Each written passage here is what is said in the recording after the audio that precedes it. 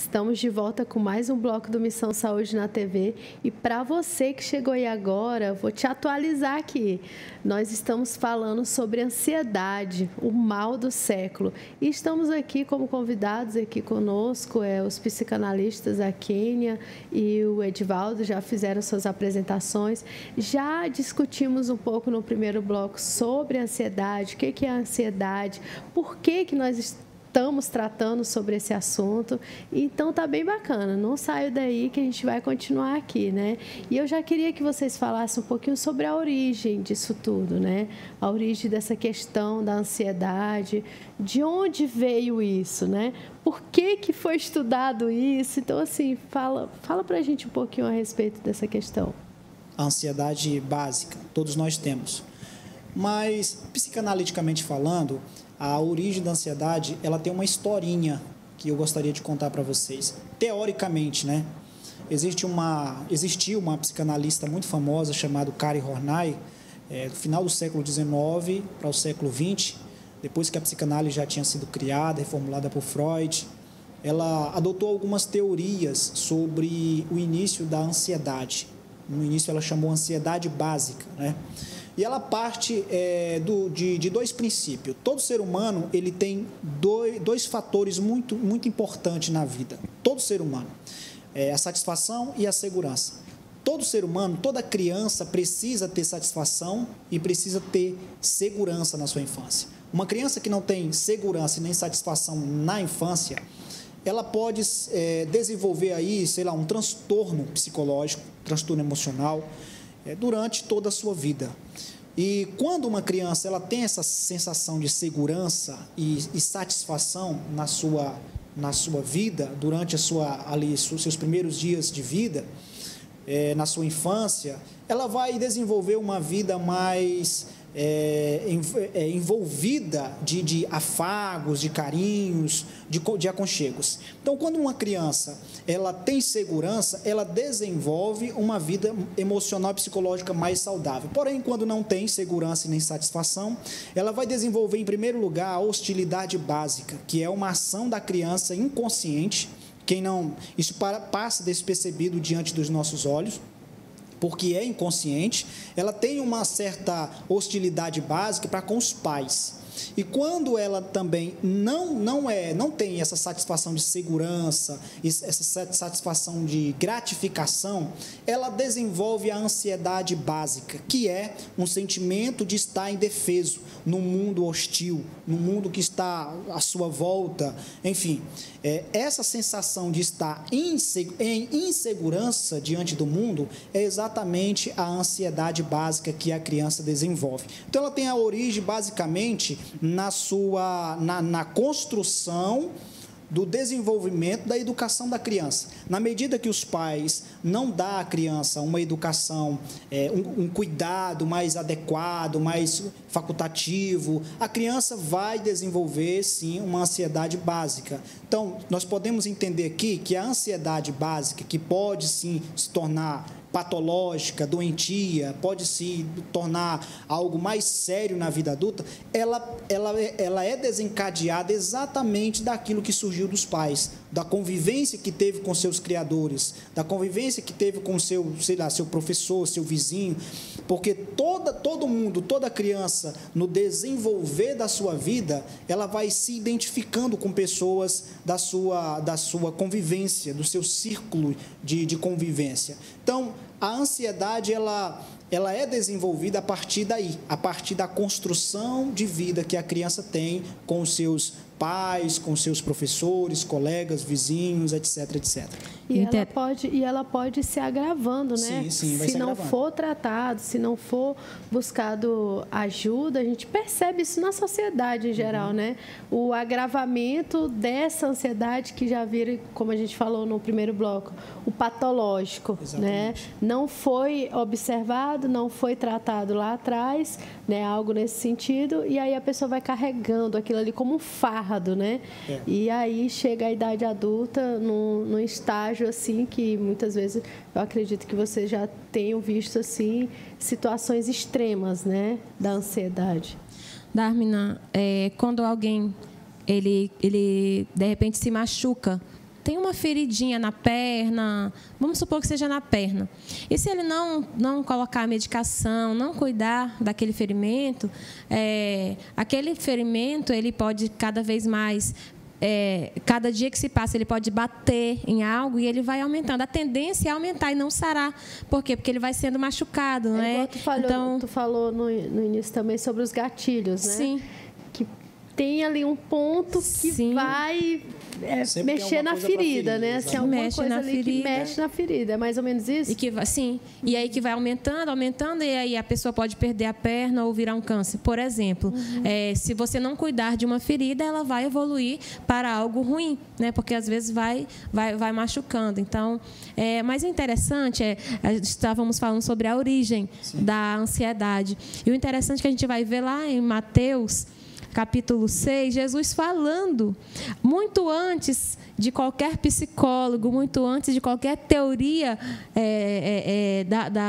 da psicologia, nós vamos ver o próprio Jesus trazendo sobre ansiedade e falando: não andeis ansiosos com o dia de amanhã, porque ele trará as suas preocupações. Então, assim, a gente viver um dia... Mais de 2.000 anos. Mais de 2.000 anos. Tinha um manual aí, né?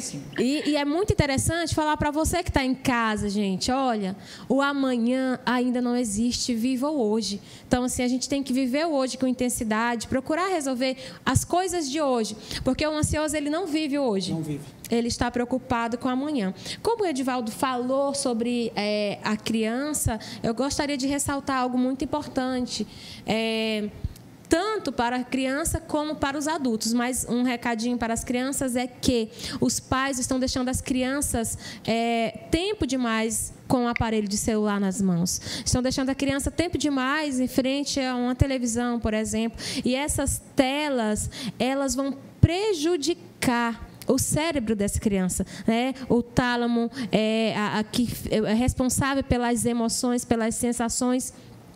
Crianças que vão dormir tarde com o celular na mão. Então, assim, primeiro ponto para você que fica até tarde com o celular na mão, vai dormir. Antes de dormir, precisa ter, isso vai trazendo aquele vício. E aí você não vai produzir a melatonina, que é o hormônio responsável para você acordar de manhã e produzir a serotonina, que é o hormônio do bem, da sensação, da felicidade, do prazer.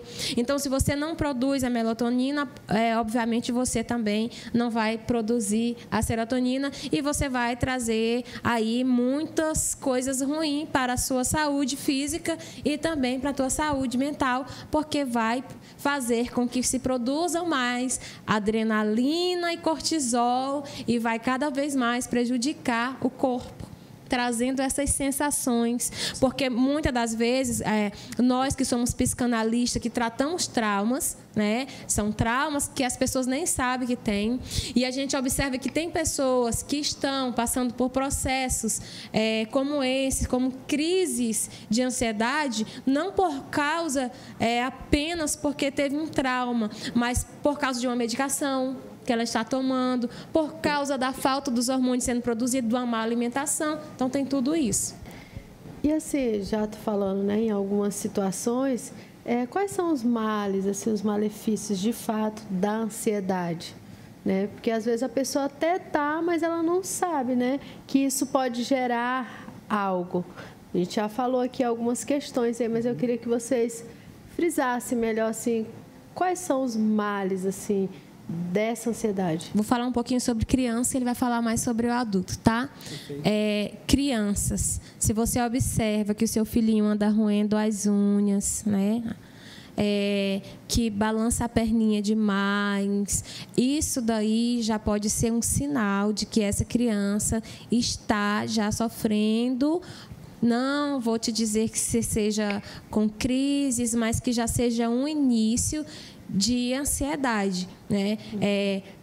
Roer unha, aquele medo, aquela criança que tem medo de ir no banheiro sozinho, que tem medo de dormir sozinho, de ir na cozinha porque está escuro, já foi algo ali que já está relacionado com ansiedade e é bom você procurar ajuda o quanto antes. Eu já quero aproveitar e dizer, Dármina, que estamos atendendo ali na Clínica Viver, né? Vou deixar o telefone aqui, pode deixar?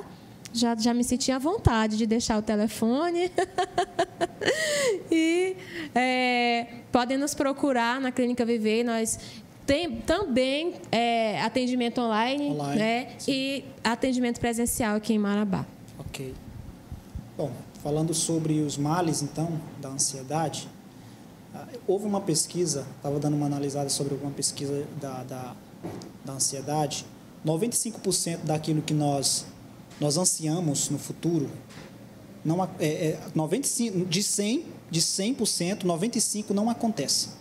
E os 5%, quando acontece, não acontece do jeito que nós desejávamos que acontecesse. Pensamos que ia acontecer, né? Sim. Então, quais são os males da ansiedade na vida de uma pessoa hoje em dia? Se a gente for citar aqui, a gente pode citar vários, né? Por exemplo, a perca de um emprego. Eu já atendi pessoas me procuraram porque não conseguia ir para uma entrevista de emprego. Recebia a ligação, e quando eles recebiam a ligação de que a ligação era referente à entrevista, dava um pânico, inventava qualquer coisa para não ir para a entrevista. Queria ir porque necessitava do emprego, mas não ia porque a ansiedade impedia. Não consegue, né? Não chegar consegue. até lá. Porque passa mal, não, né? Assim, literalmente. Eu conheço pessoas assim extremamente inteligentes, assim, que sim. você fica assim, sabe, em choque até, né? Mas que toda vez que vai fazer uma prova de concurso, uma coisa assim, não consegue. Não consegue. Sabe? Ela te fala tudo. Se você pegar ali, ela faz a prova todinha, mas parece assim que tem um bloqueio, que ela fica tão ansiosa ao extremo, patológico, né? Colocando assim, ela não consegue dar diarreia.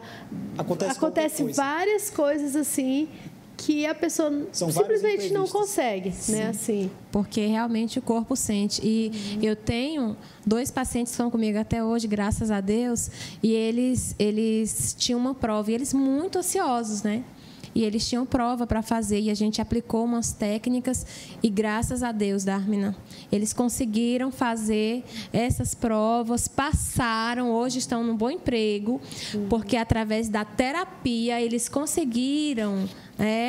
Não é que a pessoa vai dizer, eu vou ser curada da ansiedade. Milagre, né? Não existe a cura, digamos assim, porque a ansiedade faz parte da nossa vida. Mas com a terapia, a gente vai aprendendo a educar-se novamente e a controlar tudo isso que... Autoconhecimento, né? O autoconhecimento. Na psicanálise trabalha muito essa questão do autoconhecimento. Então, a gente vai conhecendo as raízes, as profundezas, vamos falar mais na frente sobre isso. O autoconhecimento ele é muito importante para a questão da ansiedade. E essa questão dos males ainda, da ansiedade, existem muitas pessoas que já me procuraram online, né? A gente está atendendo online, e que às vezes elas dizem assim, Edivaldo, eu quero morrer. Eu não consigo mais, eu me isolei. Às vezes a gente confunde ansiedade com depressão também. Todo isolamento a gente já julga depressão. Pode não ser depressão, a ansiedade também causa isso. Então, algumas pessoas me procurou e disseram o seguinte, Edivaldo, eu quero morrer, eu não consigo mais viver. Na hora que eu penso de sair para fora de casa, na hora que eu penso de desenvolver alguma coisa na minha vida, eu sinto estresse, eu sinto impaciência, eu não consigo ouvir pessoas que falam lentamente, eu não consigo ouvir as pessoas falando comigo, seja ela de que natureza for. Eu sinto um estresse muito grande. Então, tudo isso são vestígios da ansiedade, que a gente precisa ter uma atenção especial. Ela nos afeta de uma forma muito profunda, nos impedindo de fazer coisas corriqueiras da vida mesmo, coisas importantes que nós devemos fazer, que nós precisamos fazer. Ela nos impede de ter sucesso, ela nos impede de subir na vida, de alcançar nossos objetivos, realizar os nossos sonhos. Esses dias, eu queria contar um caso rapidinho aqui para enriquecer aqui o comentário. Uma pessoa ligou para mim e me pedindo ajuda pelo um certo parente dele. Esse parente dele, e nos comentários, na sessão, ele começou a falar, e eu fui entendendo que tudo que ele me falava não passava de ansiedade, só era ansiedade. Então, no decorrer da terapia que ele foi fazendo comigo, ele foi entendendo, ele foi se conhecendo que o que ele sentia era ansiedade. A terapia é libertador, Darminha. Não, é isso que eu tô falando, assim, porque até para a pessoa saber tratar, né, ela precisa entender o que é que ela está sentindo, né? E assim como foi falado também anteriormente, que a Kênia falou, não é frescura, né? Porque às vezes assim, como é uma palavra tão comum, ansiedade, ansioso, né? As pessoas acabam meio que banalizando a situação, né? Quando isso acaba afetando tanto a pessoa quanto as pessoas que estão ao lado também, né? Porque dependendo do nível, do tipo, do gatilho e tudo, afeta ali todo mundo que está próximo também, né? Gente, a gente já está encerrando aqui o segundo bloco do Missão Saúde na TV, tratando sobre esse tema tão importante, tão atual, né, que é sobre a ansiedade, o mal do século. Então, não saiam daí que já a gente volta com mais um bloco do Missão Saúde na TV. Quero falar para vocês agora da Drogaria São Lucas, que fica lá na Avenida Paraíso, tá? Lá na Liberdade. É uma drogaria super completa, onde você, além de medicamentos genéricos, medicamentos éticos, você também acha vários produtos cosméticos, viu? Então, dá uma passadinha lá. Eles também têm delivery e tem um aplicativo também, tá? Então, passa lá que eu tenho certeza que vocês terão o melhor atendimento. Drogaria São Lucas.